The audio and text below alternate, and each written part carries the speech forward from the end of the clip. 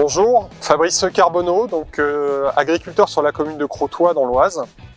Donc j'exploite une ferme de 175 hectares en polyculture, donc culture de betteraves sucrières, pommes de terre féculières et céréales.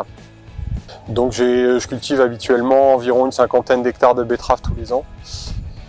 Donc mon exploitation a un historique betteravier assez important. On est vraiment tout près de Vic-sur-Aisne et de la sucrerie de Bussy, qui m'amène à cultiver des variétés tolérantes aux nématodes depuis de nombreuses années.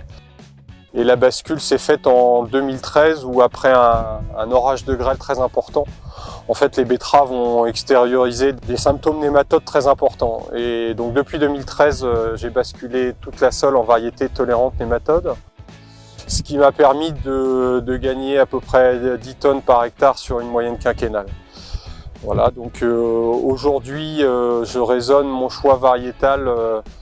Le premier critère est bien entendu la productivité, mais de plus en plus des critères de tolérance aux maladies du feuillage. Et cette année, une année particulière qui a vraiment bien exprimé le comportement des variétés. On a vu des différences très notables.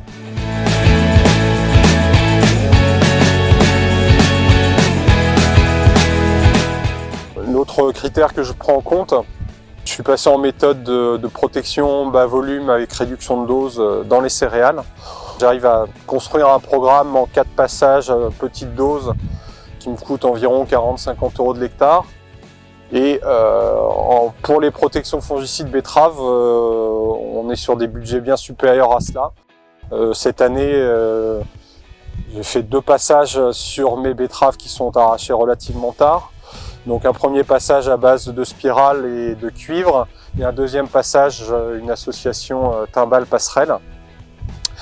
Mais on est sur des coûts de protection de l'ordre de 80-90 € de l'hectare, avec des résultats satisfaisants, mais là encore, le comportement des variétés vis-à-vis de la cercosporiose donne des résultats vraiment différents dans les parcelles au moment des arrachages.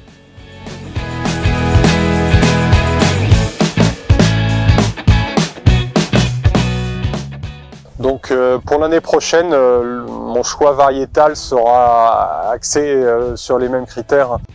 En premier lieu la productivité, mais avec des bons niveaux de tolérance aux maladies. On voit bien que le mouvement général est à réduire les solutions disponibles en termes de matière active pour construire un programme fongicide performant. Et donc je serai très vigilant à blaver des variétés qui soient tolérantes à la cercosporiose.